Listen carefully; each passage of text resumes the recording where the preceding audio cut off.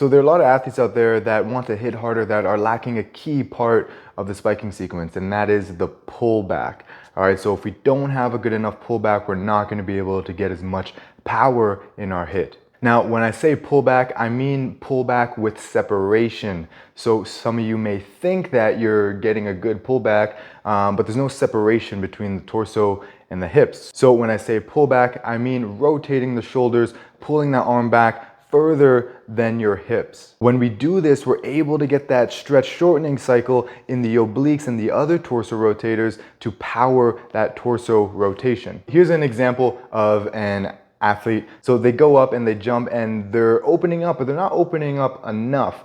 And there isn't that separation. You can see that they're more or less aligned with each other, the hips and the shoulders. So when we open up, we need to have that separation between the hips and the shoulders, and that needs to happen fast. We only have so much time in the air. By the time that the pullback is done, the hips are already generally facing forward, all right, and they shift forward to start the forward part of the spiking sequence. If we don't get the separation when we open up, then we're not going to get that stretch shortening cycle, and we're not going to get as much power in our hit. Now, shortly after this, I told him that he needs to pull back further, all right? And now there are many ways that you can tell someone this, give them a cue, whether it's opening up more, that may do it, or rotating the chest to the hitting side, that may do it, or pulling that elbow back as far as you can. Now here's a video after telling him that he needs more of a pullback and showing him what it looks like.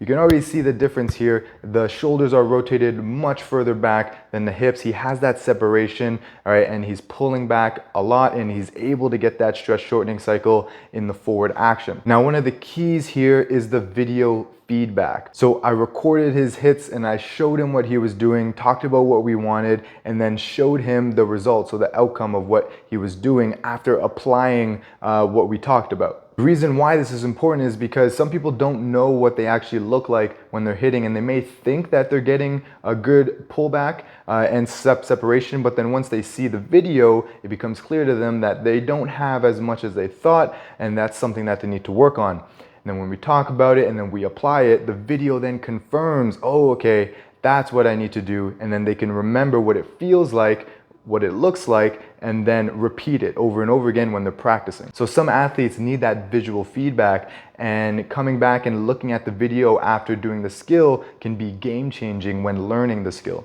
Now, when it comes to improving the pullback and separation, whether it's because of strength, whether it's because of range, or because of technique, it can be improved. Exercises like the pullback row and the reverse trunk twist in the Built for Volleyball program are really great exercises to work on the technique and developing that strength and range in the hip and shoulder separation. In the pullback row, we're getting that strength in that backward rotation while developing that separation in range and developing that pattern, right? We're learning what it feels like to get a really good pullback with separation.